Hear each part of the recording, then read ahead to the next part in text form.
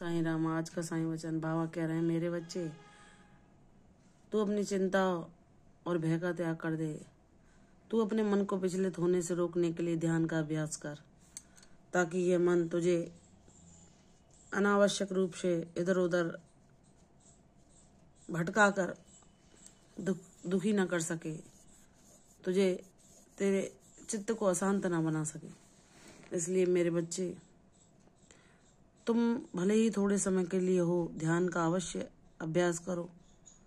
मेरा नाम जाप तो परम सुलभ औषधि है, जिससे तुम्हारी रक्षा होती है हर उस नकारात्मक शक्ति से जो तुम्हारे ऊपर बुरा प्रभाव डालना चाहती है।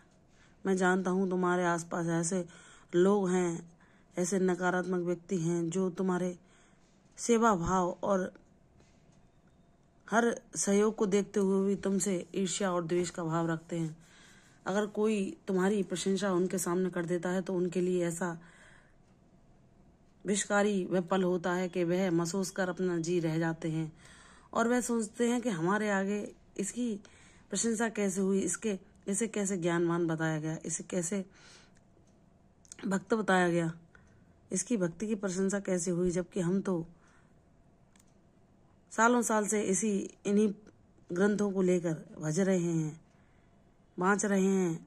तो हम तो प्रकांड पंडित हुए, फिर हमारे आगे इस तुच्छ प्राणी की कैसे कोई प्रशंसा कर सकता है। मेरे बच्चे, वह यह नहीं जानते कि वह इस जन्म की अपनी आयु सीमा को देख रहे हैं। वह यह नहीं जानते कि तुम्हारा और मेरा जो ज्ञान का संबंध है वह कई जन्मों पुराना है। तुम जो अनुभूति कर पाते हो वो हर कोई सहज ही नहीं कर पाता।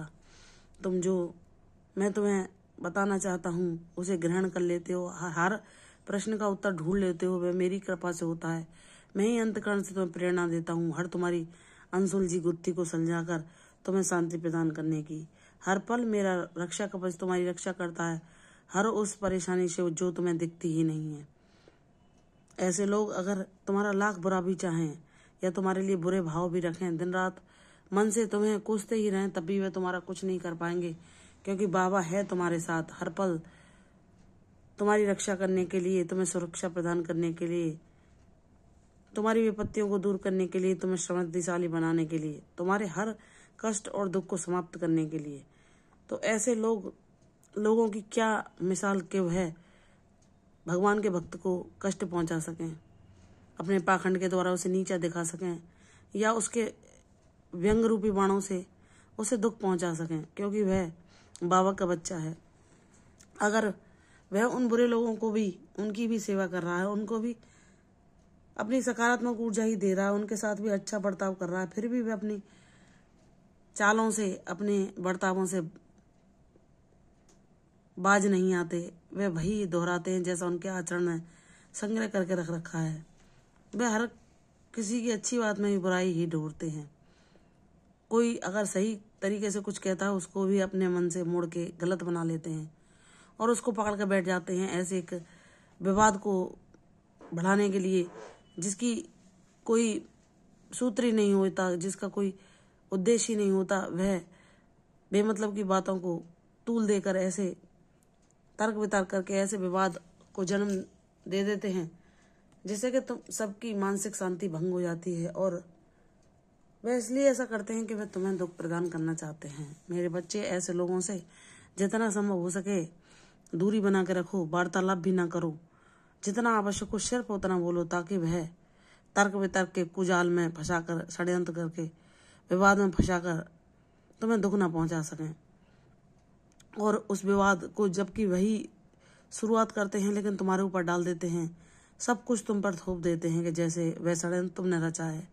लेकिन बाबा जानते हैं कि अगर उनके भोले मासूम बच्चे को कोई दुख पहुंचाना चाहता है, उस पर राजनीति चलना चाहता है, उस पर षड्यंत्र रचता है उसके जीवन में, तो बाबा देख रहे हैं कि वह अपने रक्त संबंधियों का तो भला चाहता है, उनके लिए तो शुभ भावनाएं ही भेजता है, उनके लिए तो आशीर्वाद ही उसके मुंह से टपकते रहते हैं। लेकिन जो उनकी सेवा कर रहा है, जो उनके पास है, और अगर वह सीधा भोला व्यक्ति है, उनसे उनका रक्त का कोई संबंध नहीं है, फिर भी वह बेवजह ही उसे हर तरीके से दुखी पहुंचा रहे हैं, तो बाबा देख रहे हैं। बाबा सबके परमपिता हैं और जब वह परमपिता आशीर्वाद देता है तो ऐसे पाखंडी, ऐसे कपटी लोग देखते ही रह जाते हैं, मुंह ताकते ही रह जाते हैं। और फिर वह इतने चतुर चालाक होते हैं कि उसी व्यक्ति की जिसे उन्होंने सालों कष्ट दिया उसकी तारीफ में करने लग जाते हैं कि हमें तो पता था कि यह बहुत ज्ञानवान है, इसकी भक्ति में बहुत शक्ति है, बाबा ने इसके दुर्भाग्य को भी सौभाग्य में परिवर्तित कर दिया। वह समय देखकर अपनी चाल भी बदल लेते हैं, क्योंकि ऐसे चालाक लोग समझते हैं कि जिसके पास पैसा है, समृद्धि है, उसी के गुणगान करने चाहिए। लेकिन तुम वैसे नहीं हो। तुमने कभी भी किसी को उसका संपन्नता देखकर, उसका सौभाग्य देखकर महत्व नहीं दिया, ना ही तुम किसी के आर्थिक ओहदे से प्रभावित हुए हो। तुमने तो सबको प्रेम से सबके साथ बर्ताव किया है। तुम्हें ऐसे दुखी कष्टी कोई भी तुम्हारे पास आए तो तुमने अपने मन, वाणी, वचन, क्रम से उसको सहायता ही पहुंचाई है। और यह तुम्हारे प्रयास मैं देख रहा हूँ।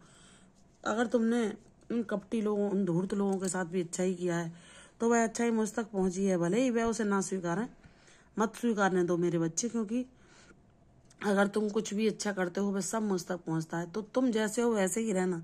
ऐसे कपटी धूर्त लोगों की संगत में पड़ के तुम अपना व्यवहार ना बदलना कि वह तो तुम्हारे मांगने पर भी तुम्हें अपनी कोई वस्तु देना पसंद नहीं करते, और तुम किसी भी वस्तु के लिए मना ही नहीं करते, चाहे वह उसका इस्तेमाल करें, उनसे उसे सुख मिले तो तुम तुरंत ही बिना कुछ सोचे विचारे हर अपना सामग्री या अपनी सेवा उन्हें देने के लिए तत्पर हो जाते हो, जिससे उन्हें सुख पहुंचे। क्योंकि तुम मेरे बच्चे हो। मेरा बच्चा जो होता है वह अच्छा ही फैलाता है, चाहे वह बुरे लोगों के बीच फंस जाए किसी प्रारब्ध के कारण, फिर भी वहां पर वह उसके कर्म अच्छे ही रहते हैं, वह सकारात्मक ही रहता है। क्योंकि मैं उसके साथ ना कभी बुरा होने देता हूँ। अगर वह प्रारब्ध बस कुछ भुगत भी रहा है तो उसे साथ सहता हूँ और उसे अच्छे कर्म ही करने की प्रेरणा देता हूँ, ताकि मेरे बच्चे के पास कभी भी कोई दुख और कष्ट ना पहुंच सके।